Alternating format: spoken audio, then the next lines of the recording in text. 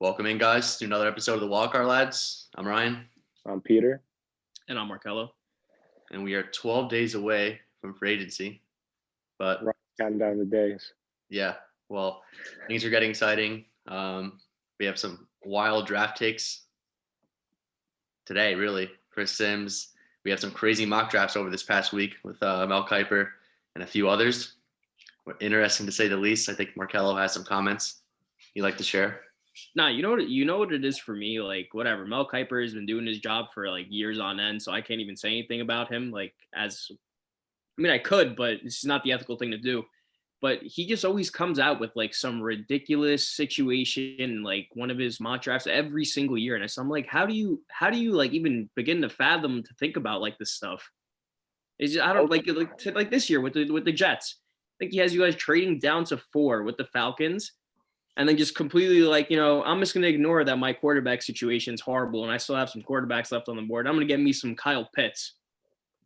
Mel Kiper, what he usually does is whenever he really likes a player coming out, he just likes overdrafting them per se just because of how good he likes them. Like Kyle Pitts is an elite talent. And I'm not denying that. In a year where the teams didn't need quarterbacks, maybe he would go in the top 5. But there's too many top 5 teams that need a quarterback. Here's what you guys know my stance. You have other positions to address too in the top 5. Like you have 2 great tackles to go. I'm just not taking a weapon like Kyle Pitts in the top 5. Okay, here's what I'll say. With Saquon Barkley at 2, so I can't say anything about that. Yeah, but do you agree? Did you agree with that decision? Did I agree with it at the time? At the time, I'd say yeah, because I think the only other option to get was like Darnold. And we'll see. Allen or Rosen at the time. Well, yeah, but no one was really that high on Allen. And I personally hated Rosen. But I think at the time I was okay with the pick. Even now I'm kind of okay with the pick because our other pick would have been Sam Darnold. So well, you could have taken Quentin Nelson, just like hypothetical. But yeah, you didn't like everyone did like the way that the Giants were thinking that year, it was either gonna be Sam Darnold or Saquon Barkley. Yeah. But either way, the point is, if you guys have watched the podcast for more than one episode, you know that the Jets, I want a new quarterback. That it should be a new quarterback at 2. But in Mel Kiper's scenario, if the Jets, for whatever reason, wanted to keep Sam Darnold and move down and collect more picks, first of all, I would be looking to move down, like not to 4, but lower down to try to get more picks than 4, because I don't know what you're going to get. Probably a second-round pick and a little bit else. But in that scenario, if Jamar Chase does go 3, I would consider Kyle Pitts there at 4. I really would. I don't care what position he plays. All right, so say 1 and 2 is Trevor Lawrence, Zach Wilson, then you have Jamar Chase at 3. Yeah. You're telling me if Trey Lance and Justin Fields are on the board, you're still. I'm taking a quarterback personally. That's what I'm saying. But I'm saying from the Jets' point of view, if they do trade down and they're keeping Darnold for another year, and they want to let him try it out. See how it goes. Well, my thing is, I'm in my own boat here, but I'm never taking. I tell you guys this every year. I remember when. Do you remember? I think when the Chargers drafted Mike Williams, Ryan. Yeah. The same draft of John Ross went. I'm not taking a receiver this high in the draft. I don't care whether it's Jamar Chase level or Devonta Smith or even Kyle Pitts, call him a tight end or receiver, whatever you want to call him. I'm not taking that position in 5. The top 5. It's only because of how good value these second-round receivers get and late first. I know what you're saying, but I would definitely. But you're wasting that high value of a pick, and realistically, it's not like if you take a quarterback that high, the goal is for that quarterback to be there his whole career, right? Or at least 10 years. That's what you're aiming for. That's the goal. That's ideal. Mm-hmm. When is a receiver ever 10 years on the same team from when you drafted him? It's rare. Almost you have never. Julio Jones, right? You'll have them, right? It's possible, but. You have the people like Odell, right? Who, if you're drafting in the top 5, so they could give you that level of talent and production, and then when they produce that, you have to pay them a ridiculous amount of money, and odds are you're gonna have holes to fill elsewhere, and you're gonna either trade them or let them go anyway. We traded Odell more of I think the whole front office just didn't want him here. I understand that, but it was also the money he was making. More of the person. Not really, dude. Yeah. He's making 17? That's not. We still have a lot of cap space either way, but it's just more or less we just didn't want him around anymore. Another example, I Stupid. love Michael Thomas, right? And I want to keep Michael Thomas regardless of, the $20 million a year. But I see on Twitter Saints fans saying, like, we're in cap hell.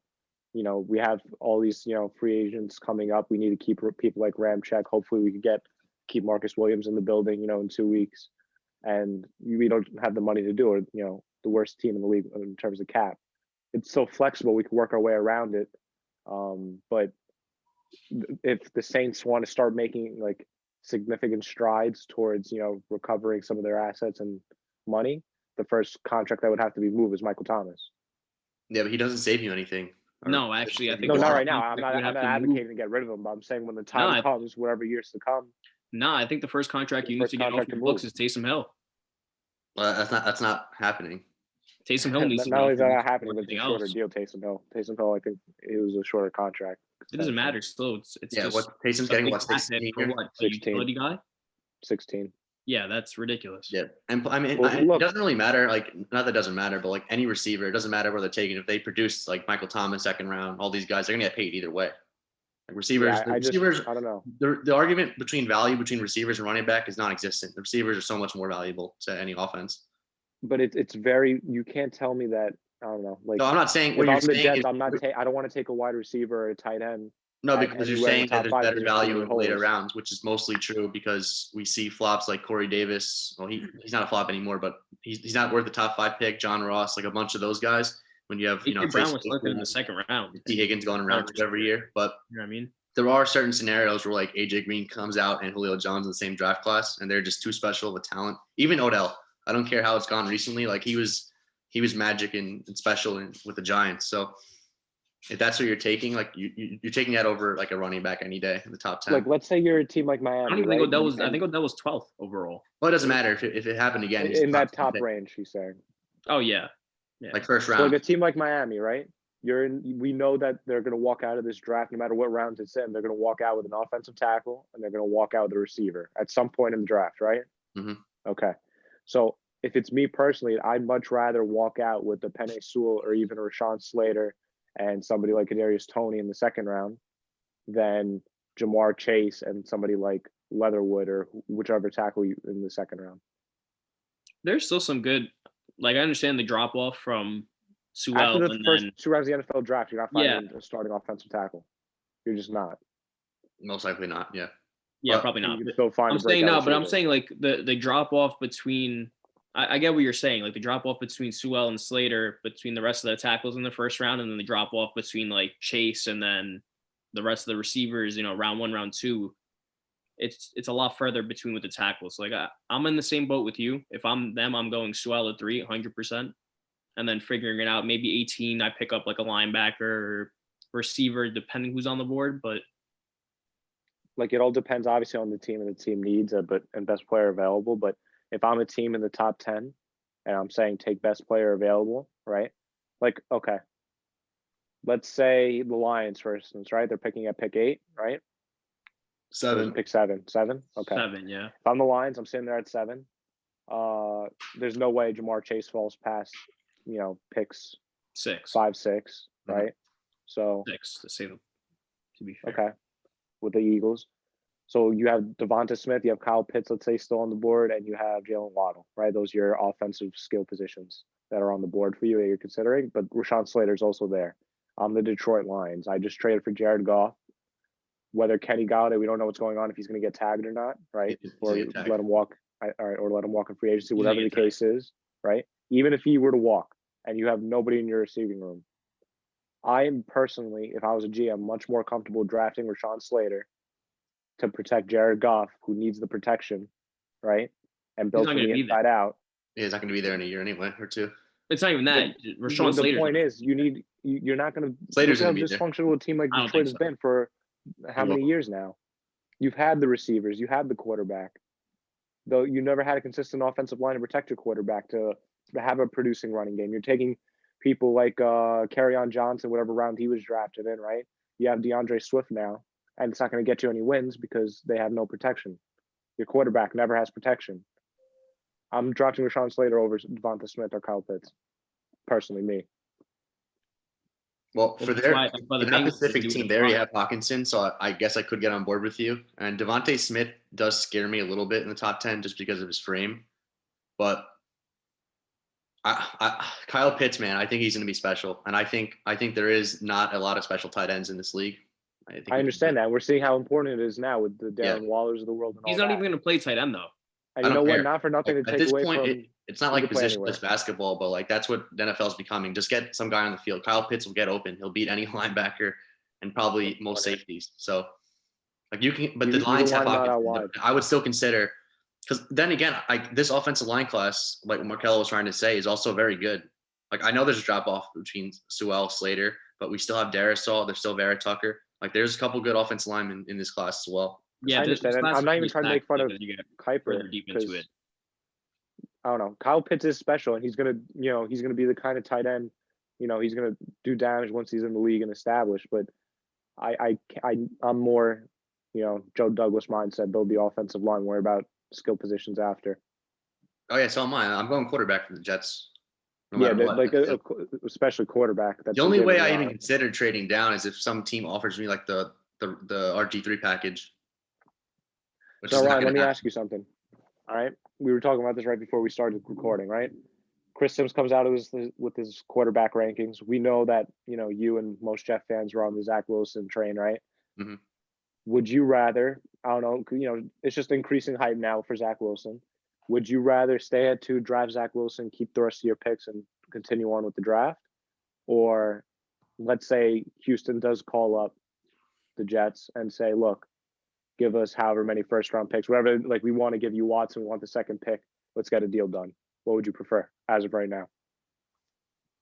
Okay, so I think my limit is still 3 first-round picks for Watson because the second overall pick to me is worth 2 first rounds. It is. I don't care, like, because there's a difference between picking 8th and 10th. So if the offer is like 2-23 this year, so our first the 2 first-round picks this year and like a 22nd first-round pick, and then we have to give up like a defensive player not named Quinnen Williams, I'm in. Give me Deshaun Watson. I think it's fair value. If they start asking for Quinnen Williams and like 3 first-round picks, I'm out. I think Quinnen's worth the 1st and a 3rd, and I just tell the Texans, good luck finding a better offer. Well, they're not, which is why I think Deshaun's either going to be a New York Jet or a Carolina Panther. And I think the Jets, Houston Texan, who's not going to play this year or miss half the season to be traded at the deadline. They can't do that. They can't be that stubborn. They can't be that stubborn. stubborn. They are that stubborn. They're just going to lose value on him. They'll lose all the games. See, that's the thing. You don't lose value at a 25-year-old quarterback. You don't. He'll go for whatever he goes for. Like, you don't lose value with Deshaun Watson. I think it's stupid what the Texans are doing, like in terms of trying to, build a reputation, a new kind of culture. But guys, nothing has changed since January. We're hearing the same reports about Deshaun Watson and the Texans. They're not. I mean, unless something drastic changes, do you expect him to be traded anytime soon? Nah, I think after the draft, to be honest with you. After the draft, so that's useless for the Jets then and these teams. No, we have our decisions to make. I think ideally, I think that's when they're going to move him. Yeah, so the Jets are out then because then we have our decision to make it too. And if obviously I'm not waiting then to find out after the draft if he. Well, the thing is, if Douglas really does bring Zach Wilson or Justin Fields, whoever, I'm not saying it's locked in stone, Zach Wilson. I hope it is if they stay at the pick, but you bring in your quarterback at 2, you finish out your draft, you pick at 23 and all those type things, regardless of trading up and down. And now let's say we're in right before training camp, right? Mm-hmm. Or, off-season workouts, all that stuff around that time, the June, July area. And Houston's finally ready to make a deal on Watson. I don't think Douglas is going to make a move once he already has Zach Wilson or Justin Fields in the building working. Yeah, it makes no sense. You have your quarterback then under the rookie contract, like year 1 of the rookie. So it would be Carolina, it would be Washington if they haven't done anything yet. But the thing is, most teams are going to have their quarterback by June, July. Most teams will, or at least an idea of who they want. Yeah. But anyway, let's move on from Kiper and Deshaun Watson. I feel like we covered Watson every single week, and nothing has changed since January from him. Something you alluded to is Chris Sims dropped his QB rankings today. I'm going to share my screen. So this was it. Came out this morning, and it's been a very hot topic on Twitter. There's another guy that just goes balls to the wall every year and just says, fuck it, I'm going to do what I do. And If you don't like it, you don't like it. But this is me. So obviously you guys Look, to each his own. Zach Wilson is his quarterback 1, Trevor Lawrence 2, Mac Jones 3, Kellen Mond 4, Justin Fields 5, and Trey Lance 6. Now I will say, Chris Sims, if you look back in the last 3 draft classes, has been pretty spot on, or at least pretty close, a lot closer than most people. I think we can all agree on that. You look back at his, and he got killed for Josh Allen and Lamar Jackson. He was right. 100% right. Yeah. Yeah, Justin Herbert just under As quarterback 2, last year. and Herbert was nobody's quarterback 2 or 1 last year, I don't think. So he was a lot of people. I think Josh Allen is better than Lamar Jackson is. I know, but the point of the matter is everybody had it. You know, it was consensus. Yeah. It was I get what Arnold, Mayfield, Rosen. That was the consensus top 3, and then you had Allen or Lamar. And then 3, which I think is still accurate, and he's still a good pick. But I can't see him being right here. Specifically about Mac Jones and Kellen Mond. Like today's NFL just screams to me like your quarterback needs to be somewhat athletic. Like Kellen Mond is. I'm talking about specific. Let's get to Mac Jones first. And I know why everyone likes him because like he is smart. He knows where to put the football. But like he also played with 4 first-round wide receivers over the last 2 years. Like no one's played with better supporting cast than Mac Jones. You know what Mac Jones kind of reminds me of? Like a better version of Daniel Jones. But like less athletic? Yeah. And like less turnovers? I don't know. You know, again, playing in the Bama offense, how often are you going to turn that over? How often are you going to turn the ball over? We'll see what he does in the NFL. Look, Mac Jones, his play style is more along the lines of, like Ryan said, not that athletic. So, like, not saying that he's these quarterbacks, but the play style is similar, like a Drew Brees, where it's like more anticipation throws and, putting the ball in the right window, right place, right time, right? Using your checkdowns, making the smart reads instead of, gunslinging or pushing the ball downfield or scrambling out of the pocket, making a throw on the run. That's not his game. He does throw some good anticipation throws. I just have just based on all the quarterbacks who are like considered elite are very good today, outside of like Tom Brady, who's still like dominating at 43. Everyone else that's come out recently, it's like they're athletic. They throw with like, anticipation, which Mac Jones does, but like a lot of what makes quarterbacks special is like outside when the play breaks down, like scrambling and then throwing, to the middle of the field or to the far outside. I don't think Mac Jones has the athleticism to do that. I mean, I know you're very high on Trey Lance, Markello, and this to me feels like it's way too low for Trey Lance's ceiling. The only thing that I'm concerned about is like, obviously he's only played 1 season. Like the COVID year. Yeah, but that got cut short because of COVID this year. So everyone's kind of like dragging him on the 1 season of film we have on him. But my thing is, because I didn't watch Sims break it down, I just saw obviously the screenshot we're looking at now. I want to see his reasoning for having Trey Lance so low, because the only film you have was in 2019 when he threw for whatever it was, 44 touchdowns, no interceptions. And he was also 18 at the time. Like quarterbacks grow in college. It's not. I understand. And last year, obviously, he missed the whole year, but he only played half a game. And I get it. It was bad. It was, he did not play well. But you're gonna. Yeah, he played 1 game because he played like a bad half game of football. You can't base someone off like a half of football played this year, especially like this year. I don't put any stock into that 1 game because they have like a 2-week camp to prepare. That's what I'm saying. So what's the reasoning for having him at 6? Because it might just be Kellen Mond. I don't get. Because they're sleeping on him. I do think Trey Lance was the quarterback who suffered the most this year from just missing the season. And I think rankings. He's still my 3rd ranked quarterback in this class. I have him 4. Nah. Who do you have over him? Justin Fields? Yeah. Nah, I still have Trey Lance above him. Just because I like the ceiling. Yeah, I like Fields' ceiling too. Here's the thing, like I think Fields is being like disrespected at this point. Not just from Chris Sims, just from like I like Justin Fields. I don't want to say there's a good chance, but like there seems to be more and more like I guess around the league or like former GMs and like I guess the mainstream media kind of pushing for Mac Jones to be the 3rd quarterback taken.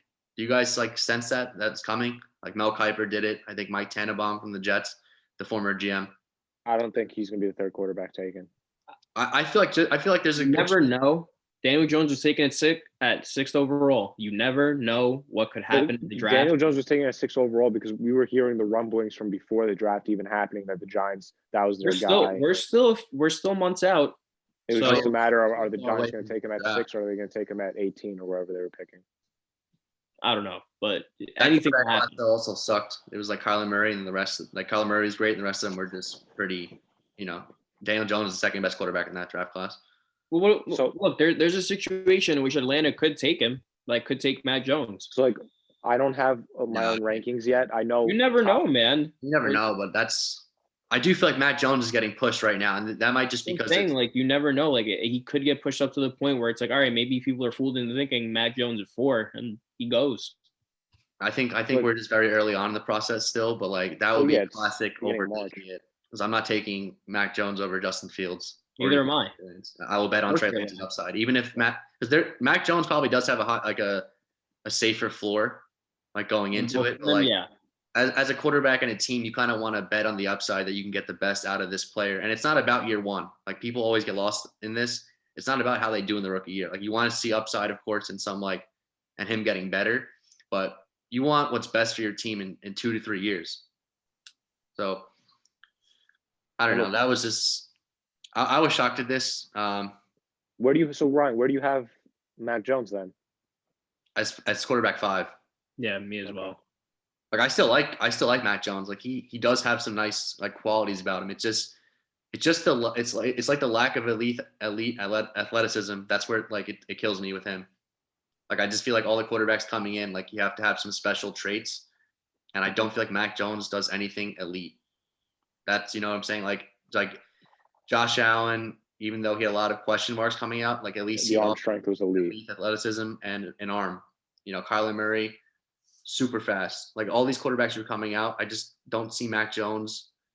I don't even think Mac Jones is comparable to Baker.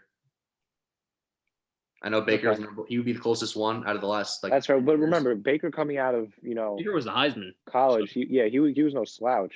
He was the most I'm accurate just talking about in quarterback. terms of like I guess 40-yard dashes, but Baker's still faster and Baker's a better quarterback than Mac Jones. Like, So let me ask you guys something real quick. So assume that somebody in your division, so either let's say the Dolphins at 3 or the Eagles at 6, Keller, right? Let's say they're drafting they're taking a quarterback, right? So as a Jets fan, as a Giants fan, who would you be more worried to play in your division twice a year for years to come? Justin Fields or Trey Lance? Who would you be more afraid of?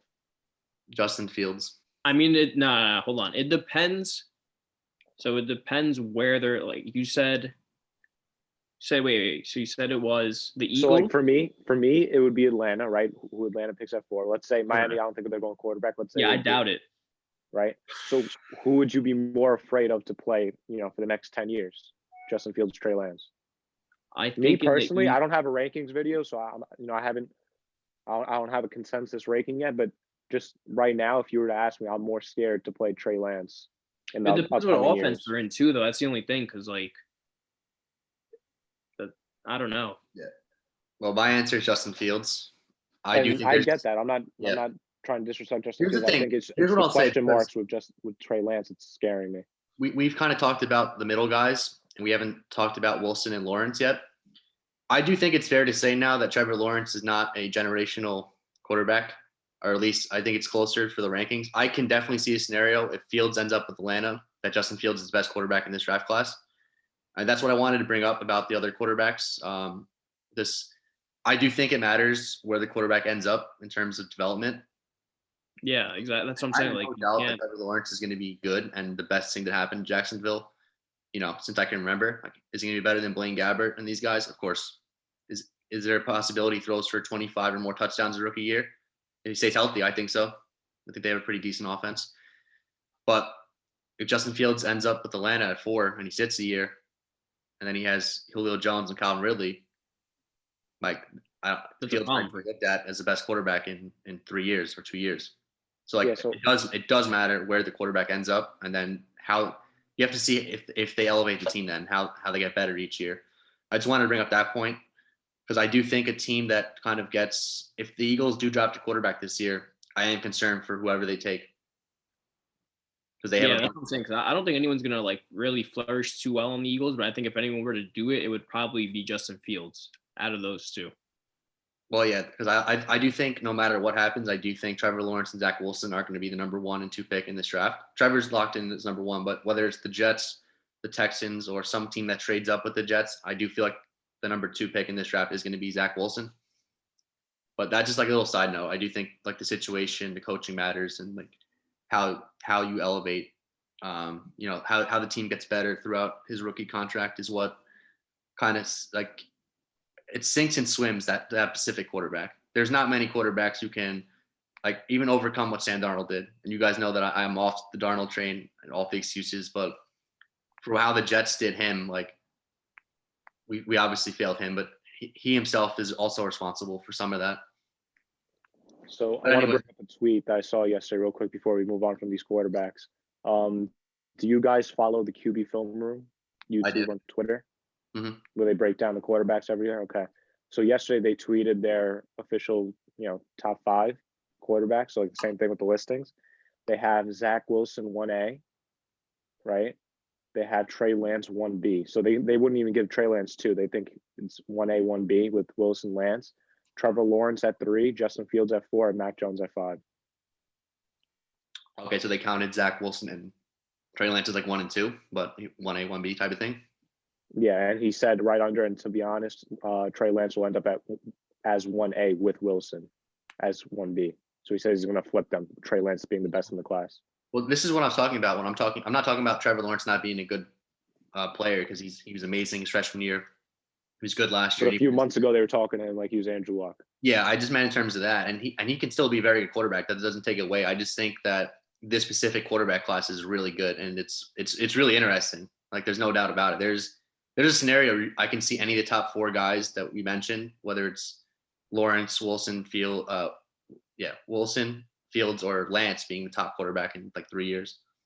It might even flip flop like the 2018 class has, where like one guy wins Rookie of the Year like Baker did. And then the next year, Lamar Jackson won MVP. And then this year, if you took anyone besides Josh Allen, people would think you're crazy. Yep. Like I could see a scenario like that where it's kind of different the first 3 years. Joe Douglas quotes coming out now, Ryan. Yeah. He said he had productive conversation with Marcus May's representatives, and now on Sam Darnold. He was asked what would he do if he got trade calls on Sam, and he responded, "I will answer the call if it's made. We think Sam is a dynamic playmaker in this league with dynamic talent, but if calls are made, I will answer them." He's gone. Like so we could. That was a nice way of saying like please hit the line, like take this guy off my hands. I will. Well, remember when Saleh did the introductory press conference, it was more like walking around it, just saying, "Oh, he's talented. Sam's talented. We know what we have in him." Blah blah blah. But as it's getting closer to the draft, and now we have this quote, "I will answer them." That this is the beginning of the end. So whether it's Deshaun Watson, Zach Wilson, or Justin Fields, one of those 3 guys be wearing jet green. I think that's the correct decision. Like the reason why, and people always mention this, like why wouldn't you give Sam another year? And I get it. Like if the Jets didn't trade Jamal Adams and we didn't have additional capital, I might be closer to where those fans lie, where it's like, okay, we definitely need to build the team. Like this team has a ton of holes. But the Jamal Adams thing gave us so much flexibility in terms of we basically have 2 off seasons put into one.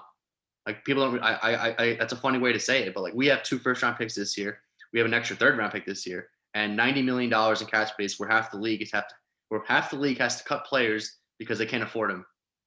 So like the Jets are in an ideal situation. And right now, yes, as we sit here today, March 3rd, we have a ton of holes. But come back to me at the end of April and May. The Jets team is suddenly looking much better. So I do think it's a good spot for any rookie quarterback to enter into, or will be soon. But the thing is, let's move this on. year, this year in the draft, though, like all the teams that are in the top half, I think more so than other years are more ready to turn it around than prior years.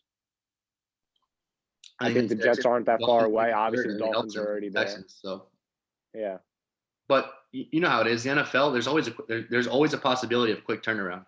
It's not like most leagues where like it takes years to rebuild. Like the Giants went last year from, even though the win-loss record wasn't all there, they went from having one of the worst defenses I've ever seen the year before to a very good, respectable unit just from coaching and a few additions like Bradbury and Martinez. So there's always a way to turn things around pretty quickly. But let's move on to free agency, like we talked about, or we previewed a little bit at the start of the this video. So we're 12 days away. these are just the numbers for the franchise tag candidates. This number for quarterback does not. This is not for Dak because Dak. There's a good possibility Dak gets franchise tagged again, so it would not be 24 million. Last year he got 31, and I believe this year it'll be Like 40 45 or 36. Yeah. Like it would go up. But for It's the rest, crazy. it's pretty it is accurate. Oh, besides Allen Robinson too, because he also got franchise tagged, so his would go up to 18 or 19. But for the rest of these free agents that are coming out, if your team is looking to franchise tag a player, these are the correct numbers right here on the screen. So let's just look I at. think Leonard Williams also, because we tagged him last year. So he's ranked pretty high, but I guess we'll go through position. Talk about the franchise tag first. Out of the quarterbacks, the only candidate is Dak Prescott, and I think it's just a matter. I do think he's staying with Dallas. It's just a matter of if he's getting franchise tagged, or can they get a long-term deal done? So while we're on Dak Prescott, before we go down, let's cover this real quick because I see a bunch of Cowboys fans so I see either the half where it's like, Russell Wilson's available. Let's, Dak's injury history and we can't get a deal done with him anyway. Let's try to get Russell Wilson win now. And same thing with Seahawks fans. I don't know what they want to do with Russell Wilson. And then I see the half where it's like Dak Prescott is just the fall off between him and Russell Wilson's not that far. He's so much younger than Russell Wilson, and they're going to be being paid around the same amount. Just keep Dak. Don't lose any more assets. Where do you guys stand on that? I'm keeping Dak.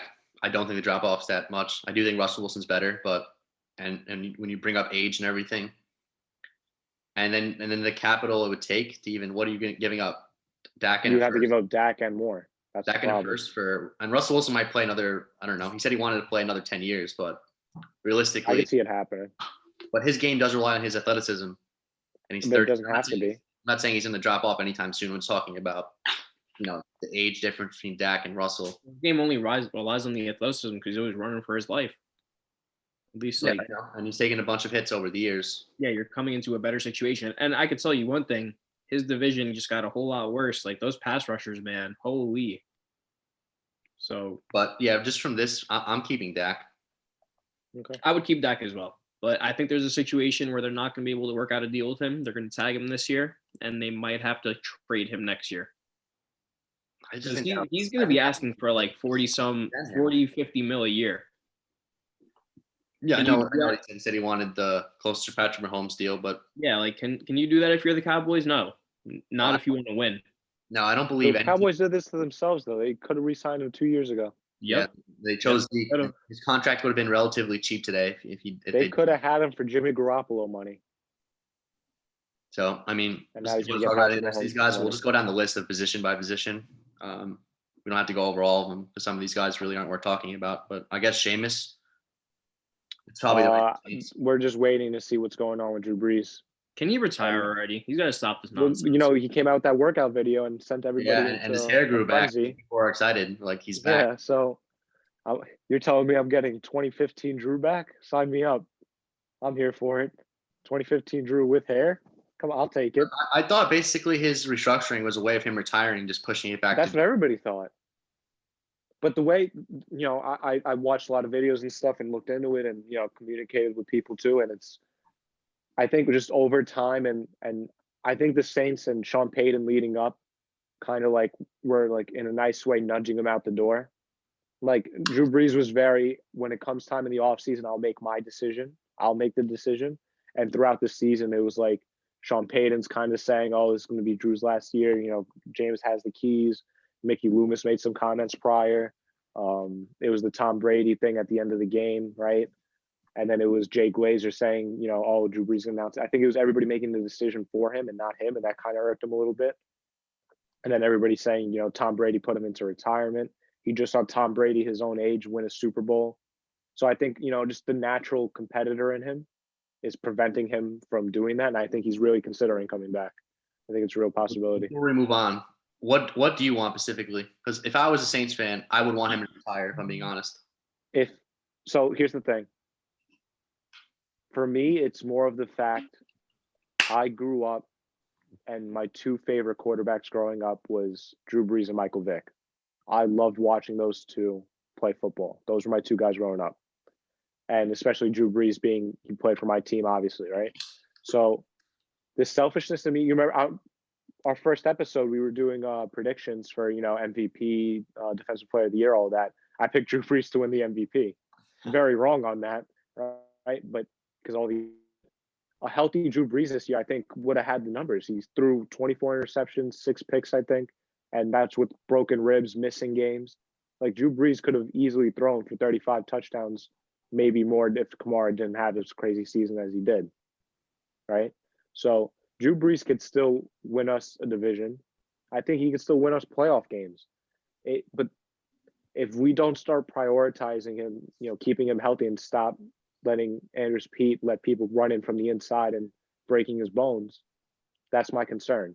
So I could see a way where Jameis Winston obviously would benefit the Saints more, obviously with the arm and the deep passing game, because the whole playoffs, everybody was at the line of scrimmage in the box against Drew Brees because they weren't threatened. That's where it concerns me. But I would still be okay with Drew Brees for one more year. But I'm in the minority. Everybody I talk to, other Saints fans or even on Twitter, they want Drew Brees gone. I'm in the minority of wanting him back. But I do understand the argument for bringing in somebody like Jameis. Just to, or if we could trade for Russell Wilson, if the Saints could find a way to get Russell Wilson, you do that in a heartbeat. That would be crazy. Yeah, I don't think Seattle's going to trade him, though. Like, I don't think they will either. But I'm saying if there was somehow a way, then you force Drew Brees into retirement. Obviously, but I think we just need to stop. Like, I don't know. I think everyone needs to stop hyping the Russell Wilson train. I've seen so many posts and all like this talk. It's the off season. There's nothing going on. That's what's going to happen. It's not going to. We're going to be talking about Deshaun there's Watson, so much Russell other Wilson, stuff going on, Prescott man. Like, for months. We talk about Deshaun Watson every single week, and I'm over it because I don't think it's happening. So, but just to mention the rest of these guys, I guess Fitzpatrick could start somewhere. He probably could. I mean, I don't think there's 32 better quarterbacks right now in some situations. What do you think is going on with the two that's most interesting to me right now, honestly, is Cam Newton and Mitchell Trubisky, where they end up. Trubisky, to me, seems like if the Bears can't get anybody, they'll be the fallback option, which I think Ryan Pace alluded to yesterday. We're keeping all our options open, but he's trying to, everyone else knows, we're going to try to get anybody else in here. And if all else fails, they'll run it back with Trubisky. Cam, I've seen reports saying that, I guess he's done in New England, and then some reports saying that Bill Belichick loves him. So I don't know. Yeah, I've seen mixed up that he wants to run it back. I did see. My thing with Cam is we saw flashes in the beginning of the season. Interview with Brandon Marshall and Chad Ochocinco. Chad Johnson. Oh, yeah. He was like, there's not 32 other players better than me. Yeah, and I think he's still right about that. Even though he fell off last year, I still don't think there's 32 NFL quarterbacks better than Cam. But, last year, realistically, I don't think he got any offers besides New England. I would hope maybe a team like Washington gives him a call just to bring him in as a possible starter, especially since Alex Smith will be added to this list soon. So, I mean, Alex Smith, just speaking of him, he could maybe be a Bear next year. I don't know. I think they're going to try anything really besides Trubisky. So, but moving on to the running backs, anybody here get franchise tagged? I guess Aaron Jones would be the only candidate, right? Maybe, but I don't even think they're going to do that. I think they're going to let him test free agency. I think so too, because their GM yesterday said we not these exact words, but the Packers don't really like using the franchise tag, but they do like having good players, like something like that where he said it. But I agree with you. I don't think they're going to franchise tag Jones. They're in a tough cap situation as well. The rest of these guys. What do you think a landing spot is for Aaron Jones? Like a probable one. I still think it's in Miami. Yeah, I think so too. This to me reminds me of Le'Veon Bell to the Jets, where it's kind of the only team that was willing or able at the time to give out a big contract.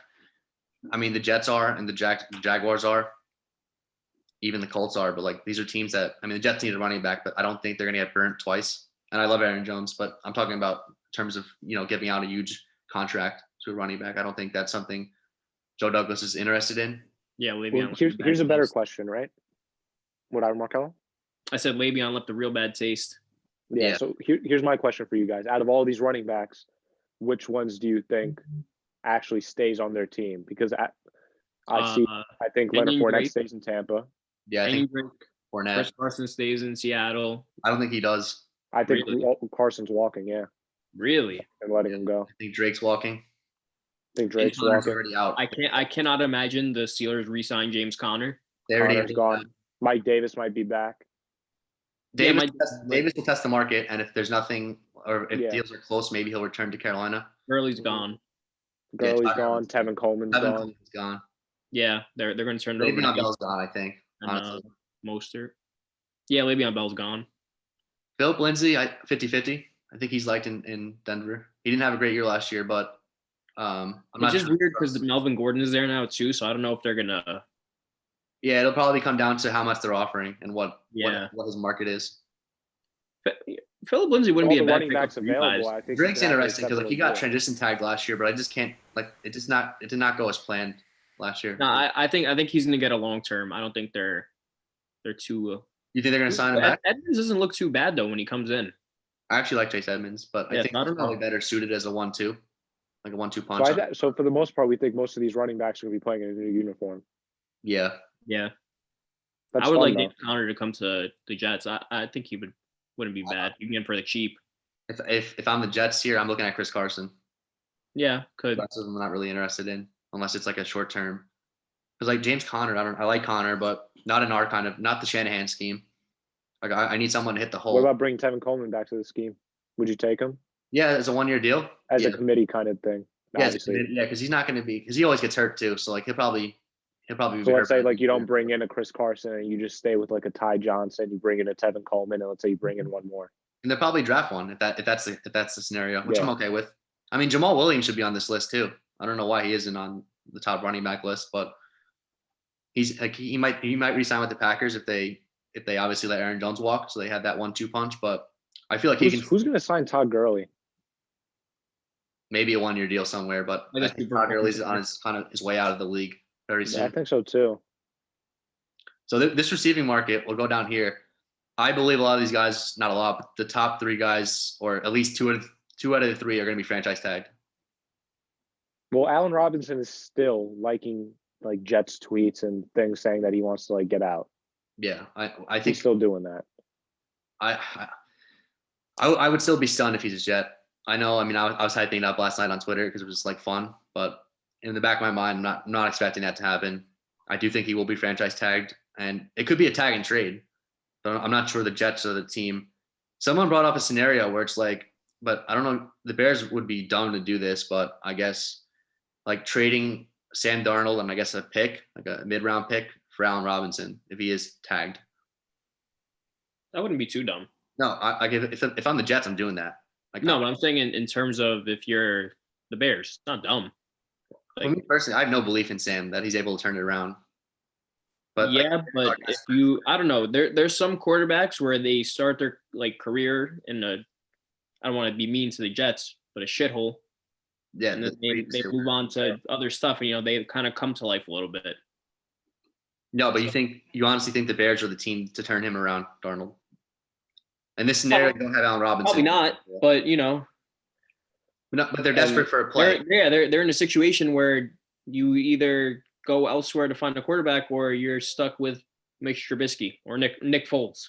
Yeah, and Pace and Nagy are out of here. That means, and so they might not survive the season if that happens. They probably won't. I think you got to do what you got to do because you're not getting Deshaun Watson, and you missed out on Carson Wentz. So, all right. Well, what about what are some teams you think are good fits for these specific players?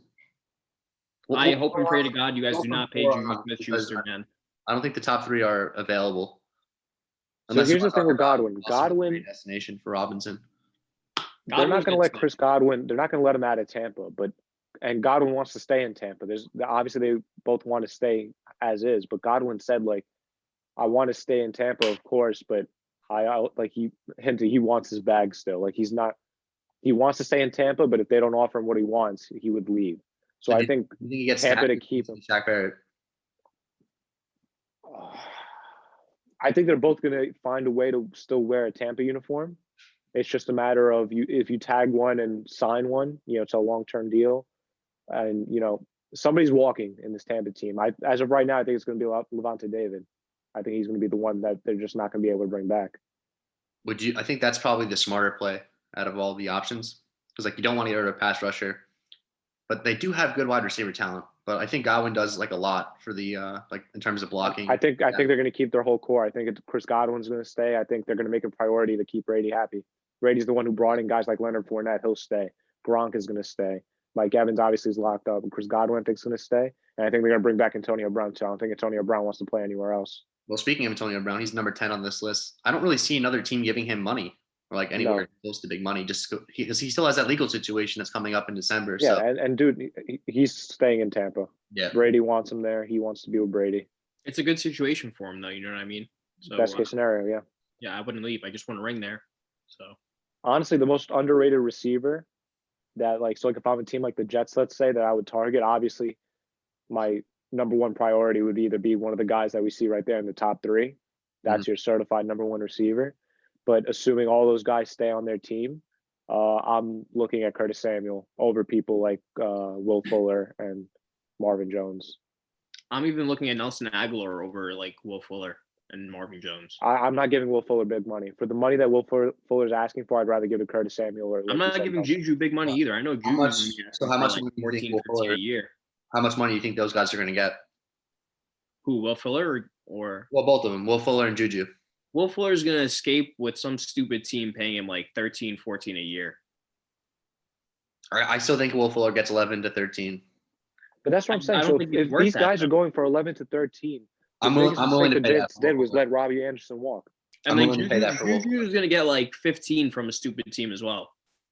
Oh, Juju? Yeah, like you guys could end up paying him 15, and I swear, man, if you guys do, I'm gonna be so mad. Well, actually, you guys know that I don't really want Juju, but I have an opinion on that. I actually think Juju's not going to get the market he's expecting. I think Juju's going to have to come down in his price if he wants to go elsewhere. So what teams are you thinking? Because I have 3 teams that I'm thinking for Juju. No specific order. Thinking?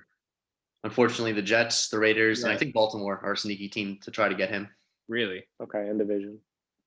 Okay. Yeah, Baltimore need that kind of receiver. Like they have the Hollywood Brown, but they need kind of a Juju's most of it. I don't know. Juju's not a number 1. Like he can't be number. You can't have 2 number 2s. Listen, we don't care about. No, but they need somebody to move the chains. Juju can do that for you. Whether it's he could get down and dirty and physical. Juju's obviously not an elite receiver, but like he is 24 or he's 20, maybe 25. Like you could sell me on a team like Baltimore. I could see that. Like I don't think Juju's a bad player. I do think. I don't think they said they were going to target a big name. Well, they said number 1, but the number 1 guys aren't going to be available anyway for them to target. Like I don't believe any of the top 3 receivers here listed are going to hit the market. So then it's down to, I mean, they have Hollywood Brown, so you don't need Will Fuller. Just I don't know. And I don't think they take wide receiver first round again. And I think Juju's not going to be on the Steelers next year. I don't think the Steelers want him back. I don't think Will Fuller's going to be on the Texans. Nope. Corey Davis is interesting, but I don't think he'll be back either with the Titans. He started to flash a little bit last year. Marvin Jones, he won't be back with Detroit. I have a question for you guys. What do you think is going on with T.Y. Hilton and Aj Green and their situations, both being at the age that they're at and the injuries they've dealt with throughout their careers? So Green is gone for sure. Green will want to go to a contender, some team that's in the playoffs. Maybe he looks to try to get to the Packers on a cheap deal. Like it's not that they need wide receiver help. Like they could use a veteran like that. And if anybody's going to get the best of what's left of AJ Green, it would be Aaron Rodgers. Agreed. T.Y. Hilton could return to the Colts, but I do think a team like Miami makes sense. Where if Miami do spend big on Aaron Jones and these, 3 guys aren't available, maybe they say, okay, we'll let the receiver market play out. Like we have Devontae Parker. Let's get somebody with speed. I feel like you can get T.Y. Hilton at a pretty decent price. And what do we think's going on with Larry Fitzgerald? I think he's going to stay one more year. You think so? Stay or retire. Yeah, I think he's going to stay one more year. Maybe now that they got JJ too, probably. The receiver market is pretty good even without the top 3 guys. And honestly, Robinson could be tagged and traded to maybe Jacksonville, a Pacific team. So let's move on to the tight ends. We have Peter's favorite Saint here at number 5. But can't wait for him not to be in my uniform. Guy's terrible, man. Will Hunter Henry get franchise tagged again? Yes or no? Yeah. I don't think they let him hit free agency. Yeah, so I think a tag or an extension. So yeah, I agree with that. I don't think they're going to leave I think Justin Herbert without a tight end. So the tight end, what we've seen before, was like 10, but since Hunter Henry got tagged last year, I believe it goes to 12 for him. Something like that, yeah. But either way, like he's just too much. He's too much of a valuable piece to your young quarterback. I agree. I would find a way to keep him if I'm the Chargers. And he said he wanted to play for a good quarterback. Well, he already has one with Herbert. Yeah. Jonnu Smith, could he get tagged? I seen it's a possibility. I don't think so. I think they let him walk. That's a guy I would definitely be interested in. If Yeah. I think everybody should be not even just interested the in him Jets, any team that because needs. he wasn't even used to his full potential. Yeah, any team that Tennessee. wants Yak and he's probably one of the top 5 Yak tight ends, probably top 3 Yak tight ends in the league. How much money do you think he ends up getting if So not tagged? I think he gets Nothing crazy. 10 or 11 per year. Really? Because the thing is, you also have to I think he'll have a market, especially if Hunter Henry doesn't hit. He becomes the top guy, and we also have to anticipate some certain teams, right, will have some kind of, I don't want to say number 1 or 2 role for him, but they'll have a much more usage role. Like you're kind of projecting what you're going to do with the player. So I do think if you have a specific plan for Jonnu Smith, 10 or 11 will be, I don't want to say a bargain, but a fair price. We talked about this earlier, right? It's all the teams seeing around the league what Travis Kelce did last year, leading the whole NFL, number 2 in receiving yards, what Darren Waller did, right? And, we're going to get Kyle Pitts now coming out, technically a tight end. So it's becoming more important in the position on the field. Yeah, Evan Ingram was supposed to be something special too, but the guy can't seem to hold on to a football.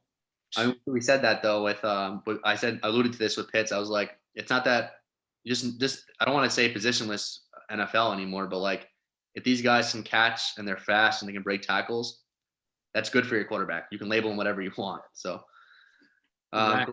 probably going back to Tampa Bay. Yep. Yeah. Everett's interesting because he was another guy that was never really used. I think he's gonna be on the move. They had Cooper Kupp and Woods, so he was never utilized. He's not going to get a lot of money, I don't think. It's not even that. Higbee was just eating up all the minutes at tight end, all the snaps. So I always liked Everett better, but it just never happened with the Rams. This could be a bargain signing. Everett, I could see him doing 5-6 a year in his second team than he did with the Rams. The offensive lineman. So the Niners obviously have a big decision with Trent. I don't think he's getting franchise tagged. I don't think so either. I think they're trying to work out a deal with him, but I think he wants too much breach. The thing is, he's still playing at an elite level. It's just his age and how long he can sustain that for. Yeah. So I think it's more to do with the Niners because they have so many bad contracts.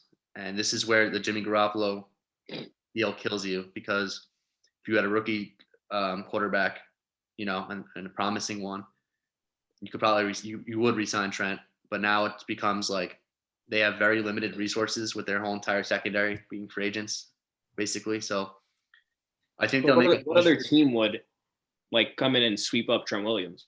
I'm thinking Jacksonville with Trevor Lawrence. No? Could be. If you wanted to leave him on the left side and you draft a young guy to fill in on the right and then learn. Well, they still have Jawan Taylor, who they remember fell. So he you can sell me on him in his 3rd year as right tackle. They have a good center. I would try to get Trent Williams. While you have Trevor Lawrence as your quarterback on a rookie deal, you try to be aggressive. This is the time now to go out, protect him, and surround him with as much talent as possible. I mean, there's other retiring, by the way. Williams, but what happened? Villanueva. What do we think is going to go on with him? Do you think he's going to hang it up, or? I think Moton's going to be franchise tagged before we head on to. Oh yeah. But yeah, I don't think the Panthers are going to let him walk. But the Steelers, I think he's leaving. The Steelers they're another team that's under the cap. They need a lot of moves to figure it out. And I would think they would prioritize either Juju or Bud Dupree instead. I think Bud Dupree over all of them. I don't even think they want Juju back at this point. I think that's fair to say too. But I think if you were comparing Juju to Villanova, I'm probably taking Juju, honestly. Well, yeah, of course. They don't need that because they already have good receivers. What do you think the Bills are doing with Darrell Williams? So he's interesting, right? Because he went for nothing last year, and he was considered bad and not good with Carolina, but Played well was Buffalo. He was a big pickup, and he played really well with Buffalo. But Buffalo also seemed to be a value team every year. So I don't know if do you think they believe in Darrell Williams as the long term? I think it would depend on his asking price. I think it's 10 or more per year. I don't think they would bring him back for 10 or more. That's not a lot. Yeah, that's too much. But do you think that's what the price is? What do you guys think the price is going to be? That's the whole thing with the Sub 10. tackle position. It's such a position of need that they'll get money. Okay, So- let's hypothetically, right? Trent Williams gets 20 million per year from a certain team, 21, which is a ton. That's crazy. That's like Nate Solder money. But what's his name? The Packers tackle. Yeah, well, Bakhtiari is yeah. Bakhtiari, and Yeah, I know he's amazing, probably the best left tackle. But he just signed a deal in December worth, I think it was 20 million per year. but how old is he as Trent well? Williams is older, so maybe he doesn't get that. But still, it's going to be 18 or 19 at the minimum for Trent. You're telling me that a team might not overpay Darren Williams and give him 10 or 11? I could see it. Depends. I'm not okay with it, but I could see it. Even Trent Williams, I wouldn't be okay with giving more than like 16 a year. But I know, but money. it's probably likely that he's getting more than that. Yeah, no, 100%. Like some team is, like you said, is going to give him the 18, possibly 19 for like a 2-year deal. I could see it happening. And what is the hold on? Let me see what the number is for tackles. Where is it? Offensive line. So 15 mil almost. 14 and a half for Moten. I think that's pretty good. I mean, Panthers, I wouldn't let him walk. So if they have to, I would try to extend him. But sometimes we know what happens. We'll bring it up when May gets brought up. But Marcus Singer is not a happy guy with the Jets last night, or his agent was not. The guards here. I don't think I'm looking at a lot of money right now. Yeah, this is going to be. I do think Sheriff gets extended by Washington. I don't think he gets a tag. It reminds me of last year when Amari Cooper didn't get the tag, hit free agency, but then re-signed with Dallas for like 20 million per year. I think Sheriff will be similar, not 20, but 15, 16 per year with Washington. Doody has to be playing in a new uniform. Well, he doesn't have to be because the Patriots have a ton of cap, but I think he will be. I think I want you guys to get Thuney, man. That's who I want. That's who I want to wake up in 12 days, get ready for 1201. I want him to be like the first signing in free agency.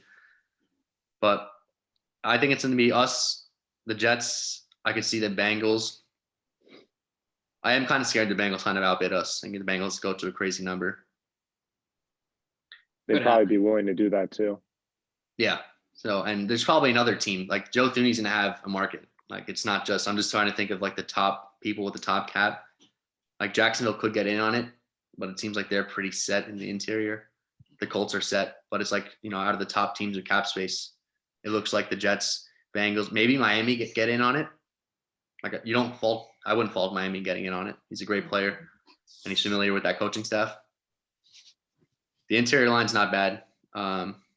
Centers. So it looks like Corey Lindsey's not going to be a Packer next year.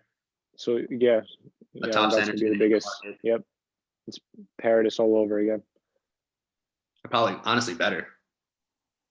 I'm saying it's the same I don't jump situation. the gun, but what do you guys think about Alex Mack? Well, funny enough, speaking of Alex Mack, Corey Lindsey hitting this market at 30 reminds me of when Alex Smith hit the market at his age. And Mack is still playing at a pretty, like he's not elite anymore, but he's 36 now and he's still not a bad center.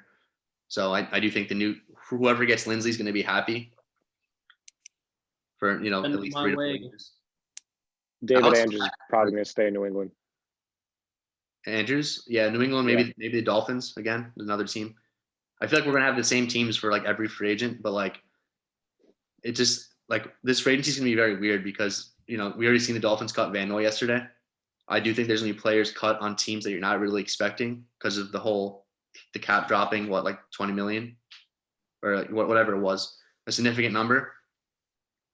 Alex Mack, Markello, I think the Niners. Really? Yeah, because Richburg he's out again. Did you see that? So he missed like last year, and then he had hip surgery recently, and they're not expecting him to play in 2021. So it's like the Niners had so much shuffling around to do last year, and I said, we predicted that Williams won't make it back to San Fran. So it's like, okay, what are we gonna do with the money? Let's re-sign a corner and let's try to shore up the offensive lineman. Let's get a good center in here. Alex Mack obviously was with Kyle Shanahan in Atlanta, so. I like it, yeah. I like that fit. Makes sense. All right, defensive tackles. So Mr. Leonard Williams is still fighting over his. I think we're gonna tag him, unfortunately. Yeah, no, over his title, whether he's a DT or DE, because it's a $2 million difference per year from last year. So is Mr. Leonard Williams, the big cat, going to return to the Giants? Technically, he's an edge rusher in our in our defense. I think that's what he's fighting for. Like He's fighting technically he is, so. but like if you look at his player like bio or whatever, it's probably listed him at D tackle. But do you want him back? Yes or no? He played so well this year that you can't say no. But it's just like, was that the result of it being a contract year that he was playing on the tag and he just wanted to get an extension? Also, like Patrick Graham came in this year and turned this guy around. Is that just because of Patrick Graham, or was it, Leonard Williams stepped up and made, the move that he needed to make? So I'm very conflicted. I don't want to pay him a lot of money, but I want him back. But I know he's commanding a lot of money. So probably a combination of both between him and his contract year and Patrick Graham. But that's what I'm saying. There were just so many factors this year that it's like you have to look at it. It's like, damn, do you want to invest in this guy? Like, do you want to give him like big edge money? Well, here's the thing, right? Let's say you want to walk because you want to give him that money. What do you do for the position? That's the other thing too. It's like kind of need him, or you're gonna have to draft. And it's essentially, honestly, I think it's either going to be you pay Leonard Williams. I mean, look, to be honest, there's other edge rushers out there. Like Carl Lawson, like you can get Carl Lawson on a good deal, and I would rather have him in at my edge than Leonard Williams. And you would get Carl Lawson cheaper. Yeah, 100%. So there's still so many good options. You can like look to the draft, you can look for free agency, but I think personally we're gonna tag him and then try and figure out a deal. If not, like let him go next year. Okay, so your prediction is he's gonna be a Giant in 2020? Yeah, I think so. All right. Anybody else here? You want to talk about your boy Dalvin Thomason? He also had a pretty good year, right? I think he's not. I think he had a pretty good year. I think he's going to get a good extension. Not too much money, probably like somewhere between 8 and 9, possibly. The Giants or elsewhere? No, with us. Oh, so you're investing that much? So you're bringing back Leonard and Thomason? I think so. I have a hard time seeing that. Really, dude? We've overpaid. We've overpaid for defensive line in the past. No, I know what you're saying, and like Gettleman, nothing would surprise me. It's just like you have Dexter Lawrence, like you have a lot invested on the defensive line already, and then if you extend Leonard Williams, which is probably likely, whether it's we have a lot of money though. It's not like we don't. I know, but wouldn't you rather dish it out to like I don't know, wide receiver, go help Daniel Jones or something, or offense lineman again? Because remember, offense was your problem. You have to start finding things to fix it. Drafting somebody at 11 is not going to solve all your problems. Yeah, I know, but yeah, you can't let the defense go, man. Well, not completely. You're not. You're bringing back Leonard Williams. I think at that point I would probably bring back like if it was me, I would rather have Dalvin Thomason on a cheaper deal and then go get a cheaper edge rusher than Leonard Williams and let's let him hit free agency. I would probably prefer that too, but I'm also biased as a Jet fan because I guess I've seen what Leonard Williams did here. But I do agree with you. I think it's one or the other. Well, I know you said both, but I think we get both. Yeah, I think we get both back. Actually, so I think it's one or the other. And then I think it would be smarter if they kept one and then added, like you said, another edge rusher. Because the whole thing is, we don't have like a real identity. We're not like a 4-3 or a 3-4 all the time. We're just you're multiple. I know. Yeah. So either way, like we kind of do need the extra guys on the line. So who knows? Let's talk about your guy, Peter Sheldon Rankins. I'm pretty sure he's leaving. I seen he put out a tweet that his play for his next team is going to remind them of what was it, 2018 before he got hurt. Yeah, his tape. Yeah. Yeah, where he was like dominating, and then So you go ahead. Now he's going to be 2 years removed from the Achilles injury, right? So he will be 100% coming into this season, right? Because even when somebody's playing that quote unquote 100%, you still play with the little lingering, like you're playing, you're thinking about your leg, you're trying to be just a little bit more cautious and all this stuff, but he'll be 100%, removed from the injury. He seems motivated. I know the Saints are going to try to bring him back, but I think he also wants to get paid, and we have to make cuts somewhere. You know what I mean? Like we can't bring back the whole defense, and we have a lot invested into our defensive line. And I know we're trying to bring back some people on our defensive line. We're trading some people, and some people are going to walk. And for any Saints fans watching, the Saints have been doing a lot of interviews with college prospects of defensive tackles. We've interviewed a lot of defensive backs and defensive tackles. So if I was a betting man, I'd say Sheldon's walking. Although it would be nice to bring him back, I just don't see how that's going to be possible.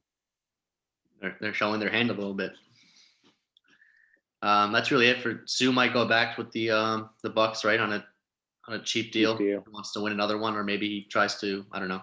I think that's what I would bet on. Shelby Harris is actually pretty good. I think Denver are going to prioritize signing him back, but we'll see. He's definitely not getting tagged. The edge rushers. This is actually my favorite group in free agency because I think in most years a lot of these guys do not hit the market, and outside of one or two of these guys, I think all of them are going to hit the market, which is pretty rare. And this list, honestly, is pretty stacked. Like, yeah, there's a lot of good. It's so crazy. This is where you should go in free agency if you're being smart. Before we start anywhere, JJ Watt to Arizona. How'd you guys take let's talk about JJ Watt. I was surprised because everyone was talking about like, oh, it's going to be, the Packers, it's going to be the Bills, it's going to be, Cleveland. And then like this guy just comes out of left field, says source me. I'm like, whoa, who is like, what the hell? But like I think we all overlooked it because, DeAndre's there. They have Kyler Murray, a quarterback. And arguably, I think like the problem they had last year is what they weren't forcing enough pressure. So I think Jay just sees that as like, oh, I could step in, fix the problems. That could be a deadly team in that division this year.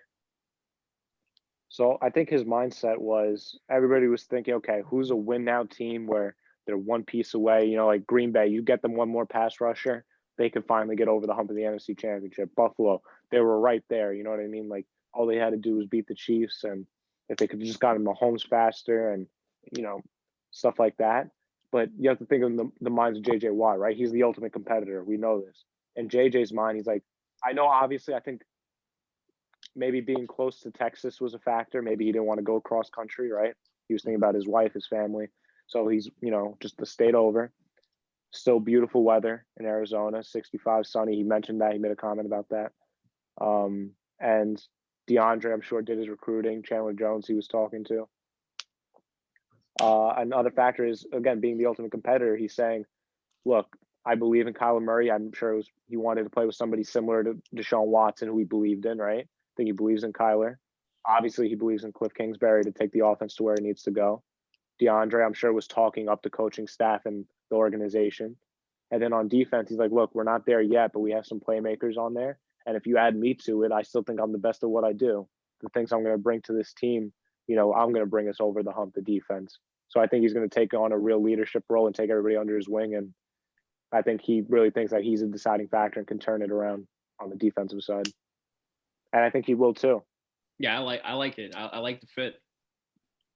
So I guess I'm in a different boat. So I do like JJ Watt. I do think he's going to be a good player still. I don't trust that he's going to make it 16 games or more because honestly, I think, or you hope for Arizona they make the playoffs this year in Kyler Murray's third year. That should be the obvious goal on the jump. And I'm not going to applaud. I mean, I am going to applaud the Cardinals for I like teams that do this kind of stuff when you have a rookie contract and a quarterback that you believe in. Like, this is the time to do it. Now is the time to get aggressive. So their pass rush is going to be very good with Chandler Jones back. It could be the best in the league. It's definitely going to be in my top 3 of pass rushes. Arizona's cap situation is a nightmare. And I do think that JJ Watt got too much money for what Arizona need because now, unfortunately, it was already looking unlikely that Patrick Peterson was going to leave. And I know he's older, but that secondary is not good. It was not good last year with Patrick Peterson. It's probably going to be worse without him.